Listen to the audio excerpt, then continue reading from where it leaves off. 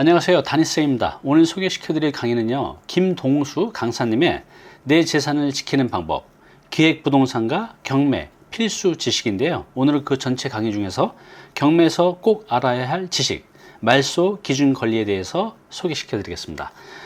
우리가 이제 경매를 통해서 낙찰을 받게 되면 그 부동산에 존재하는 권리가 소멸이 되든가 아니면 그대로 남아서 낙찰자에게 인수되든가 를 가능한 그 기준이 바로 말소 기준 권리입니다. 굉장히 중요하죠. 이걸 모르고 경매를 할 수는 없죠. 오늘 강의 꼭 들어보시기 바랍니다.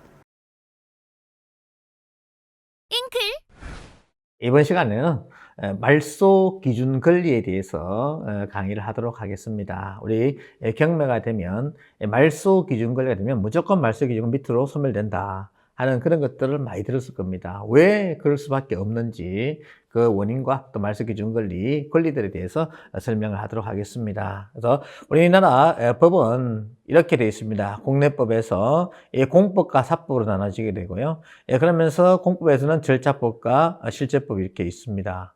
그래서 이 실제법에서는 행정법이 있고요. 그리고 절차법에서 우리가 중요한데 이제 민사소송이 있고 민사집행법이 있습니다. 민사소송법 같은 경우는 만민 평등 입장에서 견제해서 이렇게 하는 것이고요. 민사집행법은 낙찰자 중심으로 2002년도에 다 개정해서 이렇게 만들었어요. 대표적인 것이 인도명령이나 강제집행 절차 이런 것들이 다 민사집행법에 있다 보시면 되겠습니다. 그래서 민사집행법에 대해서 이렇게 중점적으로 강의할 거예요. 우리가 말소 기준 권리를 딱 떼고 쉽게 말해서 경매 개시 결정되기가 되는 순간에 민사집행법으로 넘어가게 됩니다. 여기에 적용받아서 진행하니까 여기에 대해서 집중적으로 강의하는데 여기에 대표적인 것이 말소 기준 권리다라고 보시면 되겠어요. 그리고 우리 사법에서는 민법과 상법이 있는데 민법에는 주택보호법과 상가 건물 임대보호법이 있습니다. 여기에 대해서 기본적인 강의를 할게요. 그리고 가장 중요한 거, 이 권리 분석에서 물건과 채권이 싸우면 무조건 물건이 이긴다. 우리 물건하고 채권에 대한 개념은 따로 강의가 있으니까 보시면 되겠고요.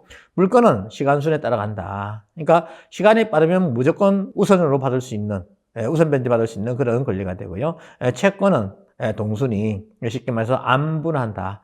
금액의 비율을 해서 안분한다. 이렇게 보시면 되겠습니다. 이것이 가장 기본적인 그 틀이 되고요. 자, 그래서 말소 기준 권리는 자, 기본적으로 이렇게 경매가 개시 결정되기 전에 벌써 이런 법적인 보호 장치가 있었습니다. 그런데 경매 개시 결정이 되고 나서는 과거는 있자. 그래서 새로운 민사집행법으로 진행이 된다는 거예요. 자, 왜 그런가 하면 5억짜리 집을 이 10억까지 이렇게 채권이 잡혔기 때문에 이건 주건집인 거예요.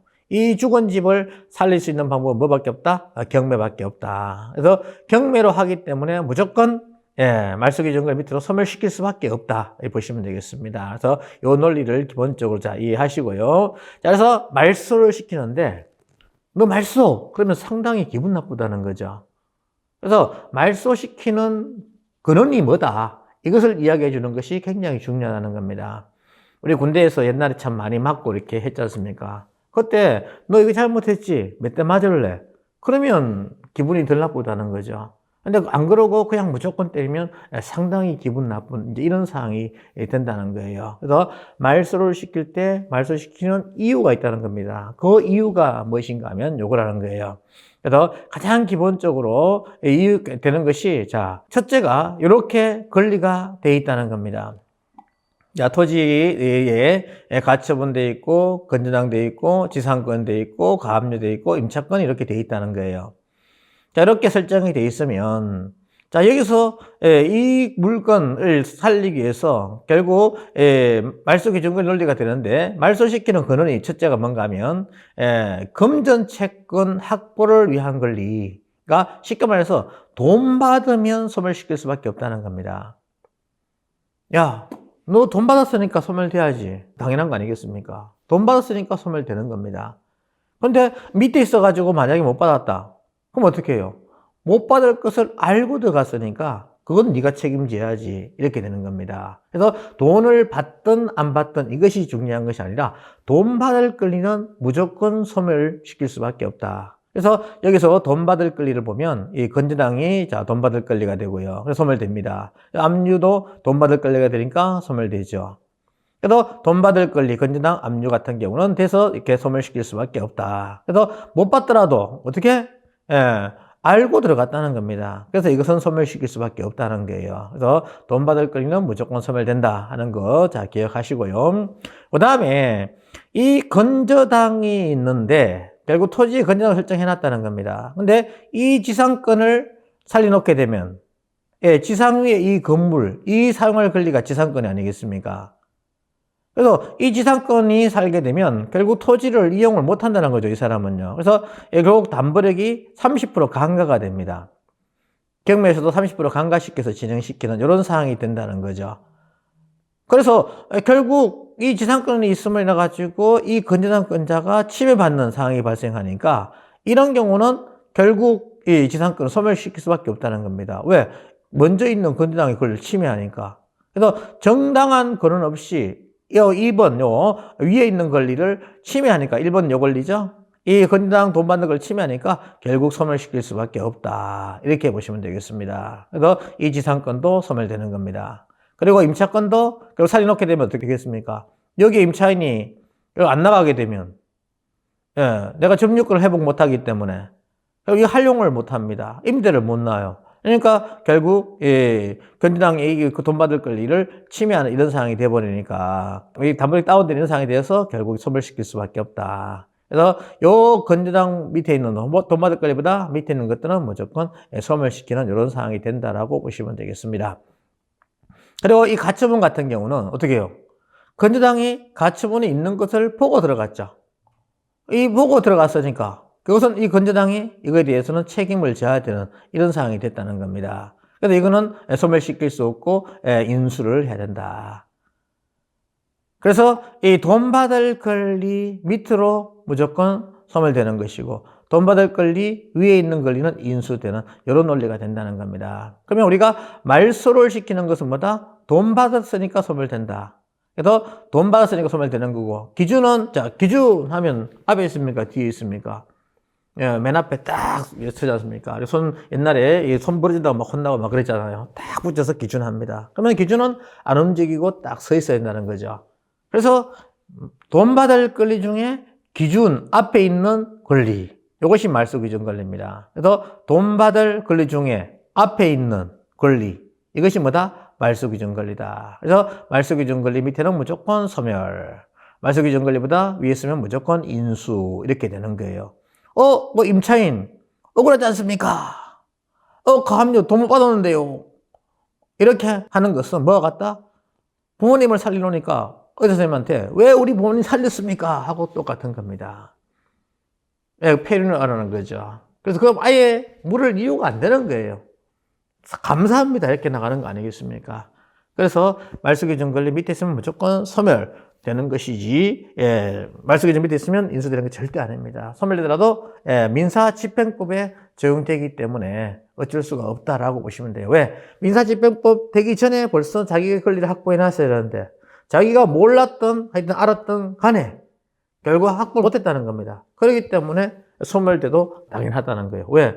민사집행법은 최악의 상황에서 더 이상 갈 데가 없기 때문에 진행하는 것이 이 경매이기 때문에 어떻게 할 수가 없습니다. 그래서 말소 기준 권리보다 밑에 있으면 무조건 소멸된다라고 이렇게 보시면 되겠어요. 그래서 말소 기준 권리랑 돈 받을 권리 중에 선순위가 말소 기준 권리가 되겠습니다.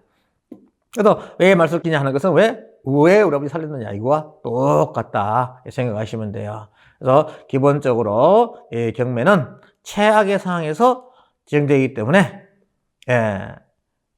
강제력을 가지고 할 수밖에 없다. 그것이 뭐다? 민사집행법이다 라고 보시면 되겠습니다. 그래서 이 말소 기준 권리는요, 최선순위, 그러니까 매각물건 맹세서에 보시면 우리 집행관님들이 경매가 진행되게 되면 매각물건 맹세서를 경매 매각기일 일주일 전에 이렇게 만들어 놓게 됩니다. 이 매각물건 맹세서는 경매가 개시되고 나서 입찰을 우리가 하는 이 매각기일인데요. 매각기일 일주일 전까지 이 집행관이 만들어 놓게 되어 있습니다. 그래서 뭐 기본적인 사항들 이렇게 나와 있고요. 그리고 최선순위 설정, 이것이 통상적으로 말소 기준 권리입니다. 이렇게 안 적어 놓는 담당 계장님도 계시더라고요. 그러나 보편적으로 최선순위 설정 이것이 말소 기준 권리다 보시면 돼요. 말소 기준 권리 밑으로 소멸되는 그런 상황이 된다라고 보시면 되겠습니다. 그래서 말소 기준 권리를 판단할 때 기본적으로 말소 기준 돈 받을 권리를 생각하시고 그다음에 뭐다? 매각 물건 문제서를 반드시 꼭 확인해서 최선순위 설정으로 되어 있는지 안 되어 있는지 확인하시면 되겠습니다. 그래서 말소 기준 권리가 되는 것은 저당권하고 건저당권, 압류, 가압류, 담보 가등기, 전세권, 경매 개시 결정 등기가 말소 기준 권리가 될 수 있어요. 이런 권리들이 다 뭐다? 돈 받을 권리다. 돈 받을 권리가 안 되면 말소를 시킬 수가 없다는 겁니다. 그래서 돈 받을 권리지 이 5가지 권리 중에 제일 앞에 있으면 이 권리를 포함해서 다 밑으로 소멸되는 겁니다. 돈 받을 권리라는 것이 굉장히 중요한 거예요. 그래서 저당권, 건저당권 돈 받게 설정한 것이 맞죠? 압류, 가압류 돈 받게 한 것이 맞죠?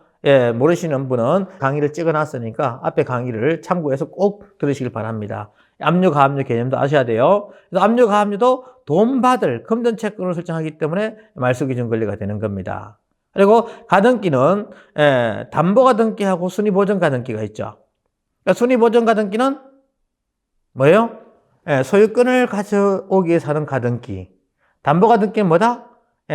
돈 빌려주고 돈 받기 위해서 하는 건저당하고 똑같다 보시면 되겠습니다. 그래서 가등기에서 모르시는 분들은 동영상이 있습니다. 꼭 확인을 하시고 꼭 들으시길 바랍니다. 그래서 순위보전 가등기는 돈 받을 권리가 아니기 때문에 말소기준 권리가 안 되고 담보 가등기는 돈 받을 권리이기 때문에 말소기준 권리가 됩니다. 이거 전세권이 중요합니다. 다음 시간에 전세권에 대해서 면밀하게 분석을 해 놓도록 하겠습니다. 자, 첫째는 선순위가 돼야 됩니다. 그리고 전세권은 배당 요구를 해야지 돈 받을 거가 되는 거예요. 혹은 이 전세권으로 경매 신청하면 돈 받을 거가 됩니다. 그리고 세 번째, 집합 건물이 되든지 혹은 건물 전체, 원룸 같은 경우에는 건물 전체 전세권이 되어야지만 말소 기준 권리 됩니다. 그래서 1번, 2번, 3번 요 조건을 반드시 만족해야 되지. 이 둘 중 하나입니다. 만족하지 않으면 말소 기준 권리가 되지 않아요. 그래서 전세권은 가변적이다. 전세권 때문에 보전금을 날리는 이런 사항이 상당히 많습니다. 그래서 전세권은 반드시 들으시고 명확하게 인식을 하셔야 됩니다. 전세권에 대해서는 다음 시간에 강의하도록 하겠습니다. 그리고 경매 개시 결정 등기가 말소 기준 권리가 되는 거예요. 그래서 요 5가지 권리가 우리 말소 기준 권리가 됩니다. 그래서 말소 기준 권리 포함해서 밑에 무조건 소멸이다 하는 거 말씀드립니다. 그래서 저, 앞, 가, 전, 경 이렇게 외우시면 편합니다. 그리고 전세권은 선, 배, 집. 그래서 저 앞에 가, 정경아. 우리가 대통령 간보회 할 때 정경이 앞에 이렇게 쫙 가죠. 저 앞에 가, 정경. 저 앞에 가, 정경아. 그리고 간보회 끝나고 나서 어디? 선배 집에 가야 되겠죠. 선배 집 가서 라면 끓여 먹든지 한잔하자. 선배 집. 이렇게 외우시면 좋겠습니다. 그래서 저 앞 가, 정경. 저 앞에 가, 정경아. 어디 가서 선배 집 가서 술 한잔 하자. 선배 집. 이렇게 외우시면 간단하게 암기가 돼요. 그래서 저는 여기 암고입니다. 저 앞에 가 하면 정경아. 선배 집 하시면 됩니다. 이것이 암고가 돼서 반드시 요거는 암기를 해야 된다. 요 5가지 권리가 말소 기준 권리가 된다고 보시면 되겠습니다. 그래서 어려우면 그냥 외우시고요. 아니면 돈 받을 권리가 말소 기준 권리가 된다. 안식하면 되겠습니다. 그래서 말소 기준 권리보다 위에 있는 지상권이나 보전가등기, 임차권은 무조건 인수. 우리가 경매에서 인수는 안 좋은 거예요. 권리를 내가 승계받으면서 돈을 권리값을 지불해야 되는 이런 상황이 되는 겁니다. 그렇기 때문에 경매에서 인수는 무조건 안 좋은 겁니다. 그래서 인수는 안 좋은 거 말씀 보시면 되고요. 그리고 순위에 상관없이 무조건 인수하는 권리가 있습니다. 말소 기준 권리보다 밑에 있는 권리 중에 유치권, 그다음에 법정지상권, 그리고 이 예고 등기, 그리고 소유권 다툼의 가처분하고 건물 철거를 위한 건물위의 가처분이 있습니다. 이 가처분 중에 요 2가지는 무조건 인수해야 되는 가처분이 돼요. 옛날에는 예고 등기로 이렇게 했었는데 지금은 가처분으로 이렇게 대체하고 있습니다. 요거에 대해서는 따로 강의를 할 예정입니다. 그래서 요 권리는 굉장히 중요해요. 그래서 요 4가지는 무조건 인수한다 하는 거 꼭 기억을 하시고요. 그리고 말소 기준 권리보다 밑에 있으면 무조건 뭐 가등기든 임차권이든 뭐 가처분이든 무조건 다 소멸이다. 가처분은 요거 제외한 가처분입니다. 그래서 말소 기준 권리보다 밑에 있으면 말소 기준 권리 포함해서 다 소멸인 거예요. 예, 꼭 기억하시고요. 그리고 전소유자 가압류가 있습니다. 이 전소유자 가압류는요, 현재 민사집행부상은 전액을 배당해주고 소멸시킵니다. 우리가 압류는 통상적으로 안분하게 되는데, 이 전소유자, 현재 소유자 아닌 전소유자에 대해서 압류하는 경우가 있습니다. 이런 경우는 반드시 옛날에는 인수로 했습니다. 지금은 그렇게 하다 보니까 여러 가지 문제가 발생해가지고 지금은 전액을 배당해주고 소멸시킨다 라고 보시면 되겠습니다. 그래서 이 말소기준권리표는 이것은 반드시 우리가 알고 경매에 임해야 되겠습니다. 말소기준권리 잘못해가지고 보증금 피 같은 보증금인데 그것을 법원에 헌납하는 이런 사항들이 발생하더라는 거예요. 그래서 정확하게 권리 분석하시고 정확하게 입찰서 잘 작성하셔서 해야 됩니다. 이번에 저 제자분 중에 한 분이 다급하게 전화 오신 거예요. 원장님 큰일 났습니다. 왜요? 그러니까 아이고 앞에 일자를 하나 더 썼습니다. 그러는 거예요. 그러니까 1억짜리를 11억을 써버린 거예요. 원장님 어떡하면 좋겠습니까? 하고 전화 오신 거예요. 그래서 백방으로 이렇게 알아봤는데 결국 뭐 처리가 불가능하더라고요. 그래서 결국 보증금을 날린 이런 케이스가 있습니다. 그래서 보증금 날리면 정말 억울합니다. 우리 법원에 가가지고 입찰서를 작성했는데 단독 입찰이다. 그러면요 정말 권리분석 잘해서 다른 사람은 뭐 해결 못하는데 내가 해결할 수 있는 그런 경우에 단독 입찰되는 거고요. 아니면 다른 사람들이 안 들어간 이유가 결국 들어가면 안 되기 때문에 들어간 겁니다. 그런 경우에 신상 기록을 하고 나서 딱 돌아서면 앞에 매일 오시는 어른들이 계십니다. 그 어른들이 말씀하세요. 자네 권리 분석 잘했는가? 그러면 그때 하늘이 무너지는 이런 상황이 돼버리는 겁니다. 실수했다는 소리죠. 보증금을 날리는 이런 상황이 돼요. 그러면 경매는 나하고 맞지 않는다 하면서 이제 이렇게 자포자기 하는 그런 분들이 참 많습니다. 그래서 절대로 그렇게 하지 마시고 권리 분석을 정확하게 개념을 잡으시고 확실하게 해야 된다 하는 거 꼭 기억을 하셔야 되겠습니다. 다음 시간에는 전세권에 대해서 말소 권리가 되는 경우 안 되는 경우 이것 때문에 실패를 많이 해요. 전세권에 대해서 알아보도록 하겠습니다. 네, 수고하셨습니다. 네, 김동수 강사님의 강의 잘 들으셨나요? 이번에 전체 강의는 아래 댓글에 링크 달아 놓을 테니까요. 꼭 한번 가서 보시기 바랍니다.